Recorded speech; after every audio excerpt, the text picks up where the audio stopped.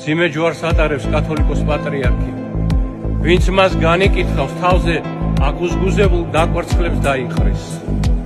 როდესაც განიკითხავს ყვას, ესე იგი ღმერთს განიკითხავ. თუ კაცმა შესწოდა და განიკითხე, მერე რომ მოინანია და ღმერთმა შეუნდო, შენსა დაინახე? დახა თუ იხილე კაცის მკვლელი, განა მეძავი, გინა ლოთი მიწაზე ეგდოს, ნურაღვის განიკითხავ დაბადებულსა ღვთისასა.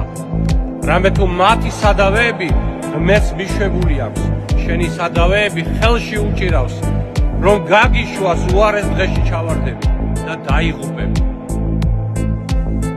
როგორც ზაფხულმა უნდა გაიაროს ნემსის კუჭე, ისე უნდა გაიარო იმ ცოდვაში, რაშიც განიკითხავს ყვას. ხილება აუცილებელია, განკითხვა სხვა რამ არის.